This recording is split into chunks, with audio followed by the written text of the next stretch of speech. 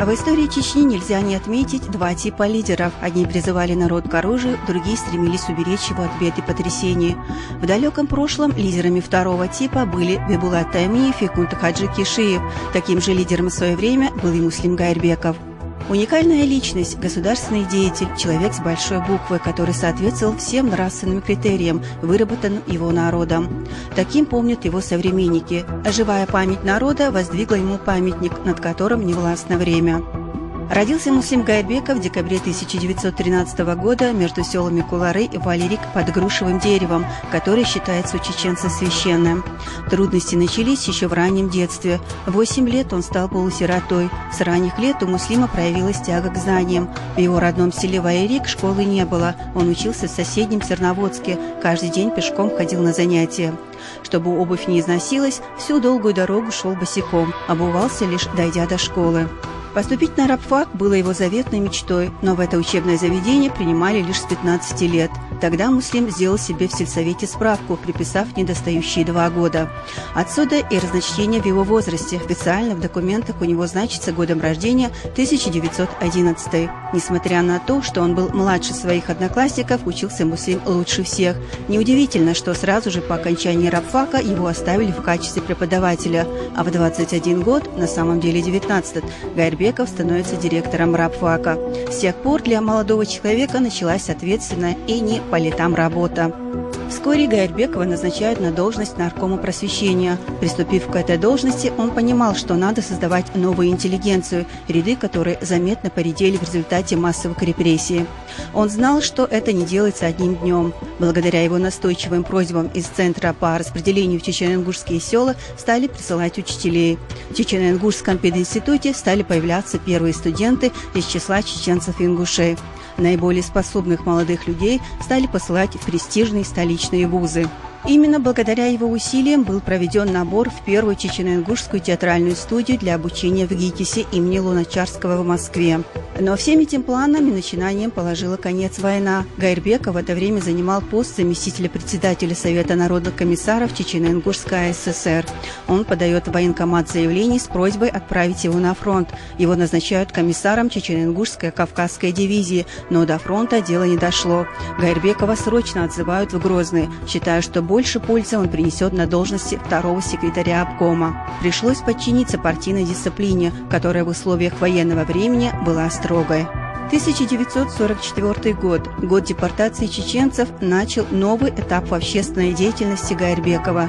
В то время он находился на учебе в Москве. О депортации Муслим узнал из газет и сразу же пошел на прием к Маленкову, к которому у него был единственный вопрос, который он и задал, сдерживая гнев: «За что выслали мой народ?». Но мог ли понять партийный чинуша, что перед ним не преданный сын партии, а прежде всего сын своего народа? Не мог и потому ответил: «Лично к вам у нас претензий нет. Можете продолжать учебу и жить с семьей в Москве. Я поеду туда, где мой народ, и буду с ним», — ответил Муслим и уехал в Среднюю Азию.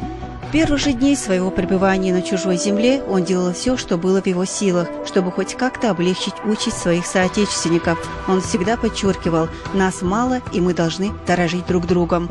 Муслим понимал, что только сплоченность поможет войнахам, разбросанным по разным уголкам Казахстана и Киргизии, пережить эти тяжелые времена и сохранить свой генофонд. В Казахстане ему доверяют разные должности. Сначала инструктор Кустанайского обкома партии, заведующий орготделом Калининского райкома партии, затем инструктор отдела пропаганды и агитации ЦК КПСС Казахстана. И здесь, взлетев на высокую должность, он не забывал о своих земляках. Напротив, использовал служебное положение для того, чтобы помогать своим соотечественникам. Вокруг него сплотилась чечено-ингушская интеллигенция. К нему после освобождения из мест заключения в Алмату приезжала делегация: Хаси Бахаев, Магомед Мамакаев, Хасан Мехтиев, Халид Ашаев, Ахмат Висаитов. Весь цвет чеченской и ингушской интеллигенции, вернее, то, что от него осталось после жестоких сталинских репрессий. Вспоминали прошлое, говорили о проблемах настоящих и, конечно же, мечтали о будущем. Будущем, которое не представлялось без родных гор. В 1953 году умер Сталин. Со смертью тирана в душах войнахов появилась надежда на скорое возвращение на родину. От представителей чечено-ингушской интеллигенции посыпались письма в разные инстанции с просьбой рассмотреть вопрос о реабилитации народа и возвращении его на историческую родину. Власти отвечали на эти призывы глубоким молчанием. Тем не менее, оттепель уже появилась. Благодаря настойчивым усилиям Гайрбекова в начале 1955 года Москва дала добро на выпуск газеты «Знамя труда» на чеченском языке. А чуть позже люди, припав к радиоприемникам, слушали родную речь и чеченские ингушские мелодии, которые передавало казахское радио. Раз ансамбль дает концерты, начала выходить газета и по радио разрешили говорить на родном языке, значит, скоро поедем домой, радовались старики. Вскоре некоторых бывших руководителей Чечено-Ингушетии, в том числе и Гайрбекова, вызывают в Москву. На повестку дня стал вопрос о восстановлении автономии чеченцев и ингушей. Спустя некоторое время состоялся исторический 20-й съезд КПСС, на котором рассматривался вопрос о репрессированных народах.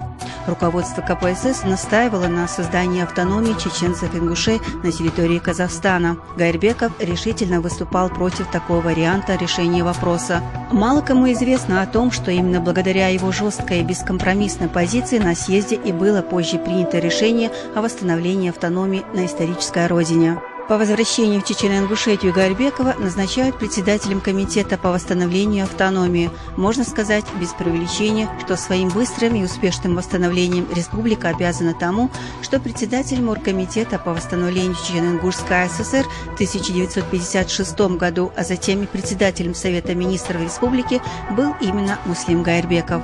На его долю пришелся самый тяжелый период восстановления республики.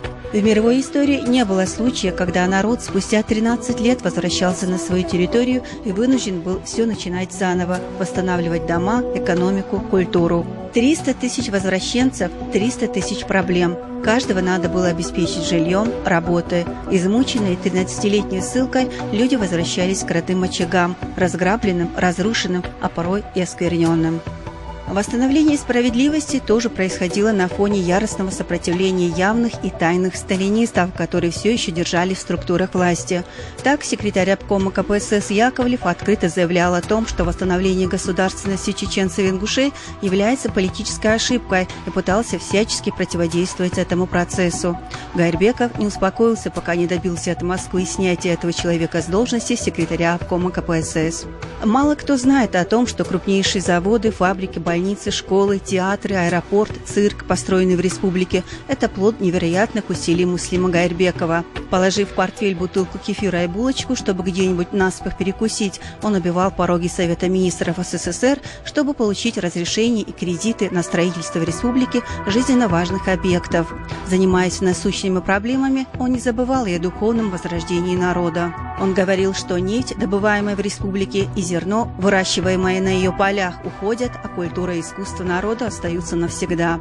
Он был убежден, что образование и культура – это два светлых маяка, которые могут привести нацию к процветанию. Именно при нем в Грозном появились новые высшие и средние учебные заведения – театры, музеи, филармония и музыкальные школы. О простоте и доступности примера в народе ходили легенды. Каждое утро он ходил на работу пешком по проспекту Революции и безо всякой охраны. Зная это, люди караулили его чуть ли не на каждом углу, чтобы поведать о своих проблемах, и всегда встречались со стороны примера понимание и поддержку. Он ушел из жизни в 1971 году в возрасте 57 лет. Сколько он еще успел бы сделать для своего народа, которому служил верой и правдой, отдавая все свои силы, любовь и преданность и ничего не требуя взамен. В день его смерти, казалось, плакала сама природа. Плакала вместе с народом, которого потрясла смерть Муслима. Несмотря на проливной дождь, со всех концов республики нескончаемым потоком шли люди, чтобы проститься со своим кумиром. Кумиром, который многое сделал для республики в период ее становления. Неоценим его вклад и в развитие образования и культуры Чечни, но важнее всего то, что он был общественным деятелем, причем таким, который заслужил о себе память как отец народа.